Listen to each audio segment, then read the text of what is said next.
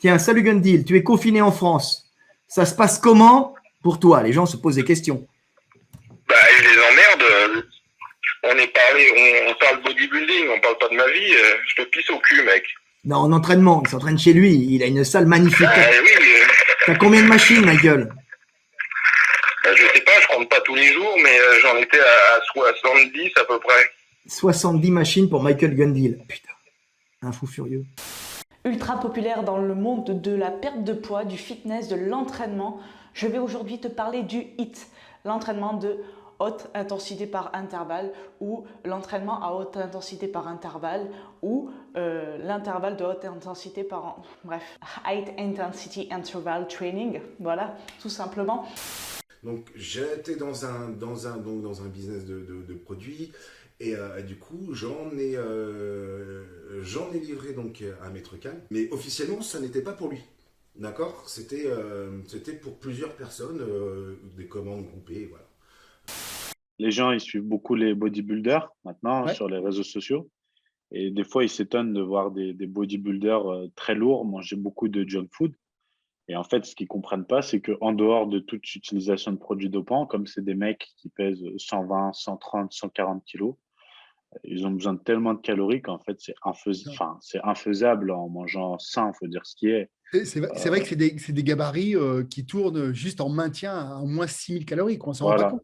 Mais juste pour ne pas perdre de poids, il faut qu'ils bouffent au moins 6000 calories. Donc, c'est ça. Et c'est en moyenne, tu vois, donc c'est chaud. c'est ce qui explique que eux, ils rentrent dans une catégorie d'aliments que des fois, nous, on s'autoriserait pas ou moins. Je suis chez la personne qui m'a pris $3000 la dernière fois. Vous vous rappelez l'histoire du dentiste? J'arrive même pas à parler. Toute cette partie, elle est complètement partie. Donc, je sais pas ce qu'il va faire, mais il y a beaucoup de choses à faire. Mais là ça va, je pense que je reprends un peu du poil de la bête, tu vois, je redeviens la bestiole que je fus habituellement. Donc ça va le faire. Non, je suis encore un peu cappuccino, t'as vu, mais ça devrait... Mais j'étais fatigué. Début de semaine, ouais. C'était chaud. Mais après, je pense pas que c'était dû au fait que tu baisses pas un peu de glucides et ça te met une baffe comme ça. Je pense que j'ai dû avaler un truc qui était peut-être pas frais. Peut-être que j'ai le coronavirus. N'importe quoi. Tu peux pas avoir le coco, mon gars. Le coco, il t'a vu, il a fait demi-tour. À peine il est venu devant toi, il a fait... Il a fait demi-tour. Il a dit non, pas cette maison. C'est trop Je chaud. vais avoir des problèmes ici, les gars. Ça sert à rien. C'est même plus, il va muter le truc. C'est comme... Peut-être aller sur ta main gauche. Ouais, ça marche. Super, viens ici mon petit chat. Ok, bouge pas, je vais y arriver. Wow. Délicatement. Très bien. Ok, je vais y arriver. Très bien. Ok, c'est bon. Oh putain. Ok. Regarde les pattes. Ok, c'est bon. Ok, c'est bon. Elle est différente celle-là. Ouais, elle est différente, ouais. Souvent aussi, je m'achetais, hein, ça va rigoler, je m'achetais du 4 quarts. Parce que Ouais. le 4 quarts, c'est 450, 500 calories au 100 Ah grammes. bah ouais, c'est hyper Donc, tu tapes calorique, deux tranches, tu as déjà 500 calories dans la gueule, quoi. Et je bouffe ça avec du yaourt. Tu vois, je me rappelle ce que je faisais quand j'étais ado. Tu vas te faire chambrer le 4 quarts. Ça te fait Ouais, penser bah ouais, à- mais c'est une réalité. Mais tu c'est vois. vrai, oui, mais Quand c'est j'étais ado, calorique. j'avais pas, enfin, tu vois, t'avais pas beaucoup d'argent, c'était mes parents qui m'achetaient la bouffe. Et Ouais, j'achetais bah, c'est ça. tu sais, les grands 4 quarts, là, comme ça, là. Ouais, mais Et, je vois les barres. et en fin de repas, je bouffais mon yaourt avec des tranches de 4 quarts. Et ça m'apportait rapidement des calories, en fait, tu vois. Alors, je dis pas qu'il faut le faire, hein, mais je me rappelle, moi, ce que je faisais quand j'étais ado, j'avais pas d'argent, tu vois. Parce que tout ce que je vous ai dit en vrai, les trois objectifs, perte de poids, prise de muscle et performance, sont atteignables même en bouffant de la merde. C'est-à-dire, tu peux bouffer de la merde et atteindre ces trois objectifs. C'est malheureux, mais c'est vrai. Je veux dire, on va me dire non, mais Rudy Koya a dit que c'était faux. Non, c'est la réalité. Je veux dire, on connaît aussi des mecs génétiques golden qui arrivent à prendre du poids correctement, une bonne prise de masse en bouffant de la merde. Ça, c'est la réalité, les gars.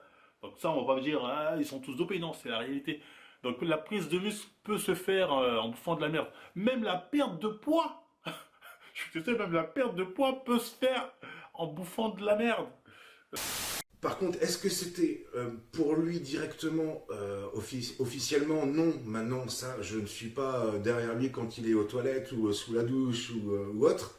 Donc, la finalité, je ne la sais pas. Je lui ai déjà posé mais plein de fois la question, bien évidemment, je lui ai posé la question. Je lui ai demandé déjà, je fais Khaled, est-ce que entre nous, il y a bien, vas-y, il n'y a plus de YouTube, il n'y a plus machin, entre nous, on peut se dire quoi. Et il m'a toujours dit non. Ma question, c'était réellement, est-ce que quelqu'un d'1m70 ou d'1m65 ou d'1m60 aura plus de facilité à prendre du muscle qu'une personne qui mesurerait 1m90, 1m95 ou 2 mètres? C'était ça ma question. Et la réponse, c'est oui. Ça peut vous surprendre, mais oui, il est plus facile de prendre du muscle lorsqu'on est petit. Si les bodybuilders sont petits entre guillemets, c'est bien parce que ça leur donne un avantage dans cette discipline. Donc oui, il est plus facile de prendre du muscle lorsqu'on est petit. Et je vais préciser un peu mes propos, il est plus facile de prendre du muscle lorsqu'on a des petits segments. Et les petits segments, forcément, ils se retrouvent plus souvent chez les personnes qui sont petites. Qu'a dit Nassim qui m'a un petit peu fait tiquer? Eh bien, il a fait une vidéo en disant que les personnes qui sont de petite taille peuvent prendre du muscle plus facilement que les personnes de grande taille. Bon, jusqu'à là, pourquoi pas, mais le problème, ce sont ces arguments qui, selon moi, ne sont pas très convaincants. En fait, je te dis selon moi, mais c'est pas vrai. C'est pas juste selon moi. C'est d'un point de vue logique, c'est pas convaincant. Aujourd'hui, on va parler du nouveau partenariat. Oui, les gens, malgré l'embargo, on l'a dit comme ça, l'embargo, le boycott général, l'isolement, malgré qu'on soit comme dans l'attaque des titans, ouais, on est comme des Eldiens. Enfin, à un moment, on est comme des Eldiens avec des titans qui nous attaquent de partout, on peut plus sortir. Donc oui, une petite porte, une nation a tendu la main, j'ai envie de dire. Donc on a un nouveau partenariat avec Nature à Force. Honnêtement, ça fait grave plaisir, hein, comme vous le savez. Donc il y a quand même eu un petit boycott. Du coup, c'était un peu la dèche avec YouTube, Tweet, tout ça qui m'ont tout lâché. Je vais revenir sur quelque chose qu'il dit au début. Il dit, bah, regardez, on voit les bodybuilders de haut niveau, ils sont tous petits en règle générale, en tout cas, ils sont tous en dessous de la moyenne. Pourquoi ils sont tous en dessous de la moyenne de taille?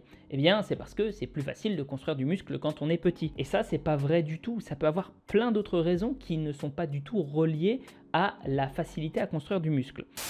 Take out Scrappy and taking pre-workout and I'm coming.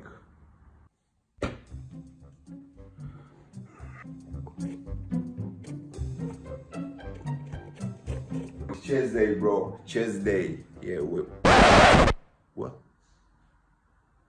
Scrappy?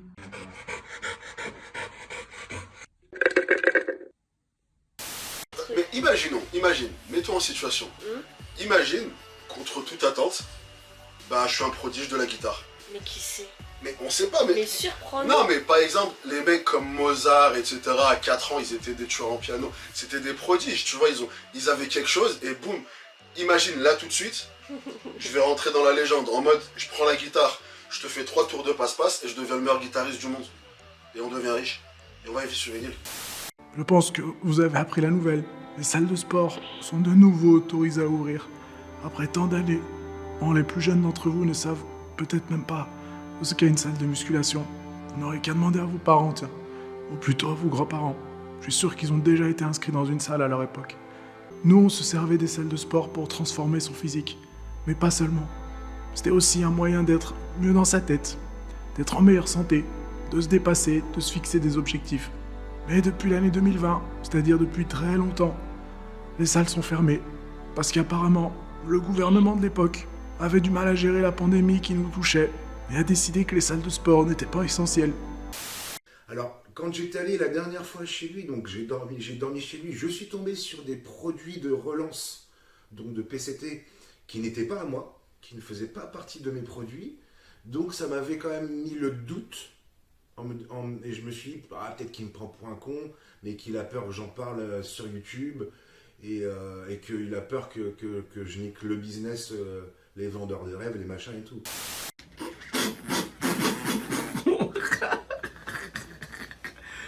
Qui c'est qui bave? J'ai pas compris, pardon? Je n'entends pas, je suis désolé.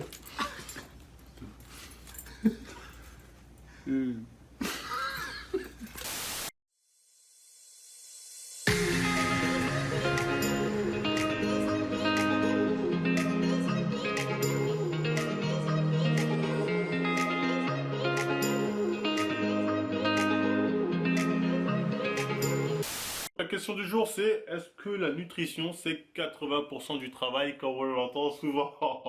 J'ai envie de dire oui et non, les gars. Faut être honnête. C'est à la fois vrai, à la fois c'est complètement faux. Et certains s'en servent et ils détournent ça à leur sauce.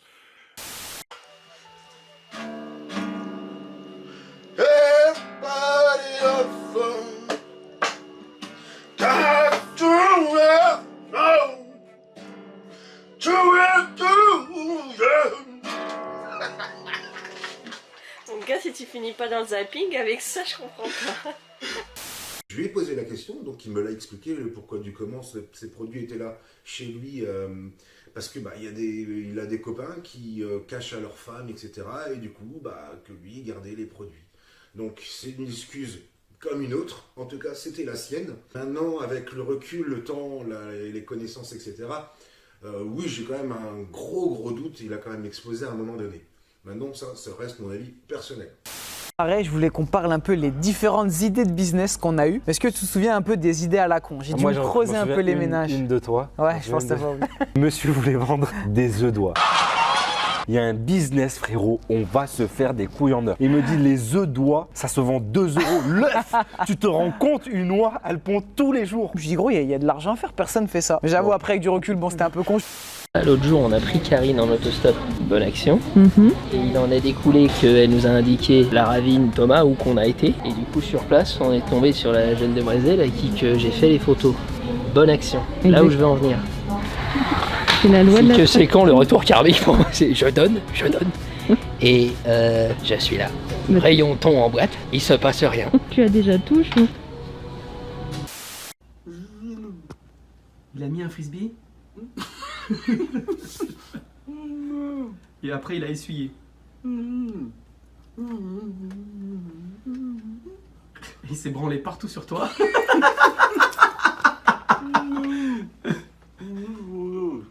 Ah, il t'a branlé toi.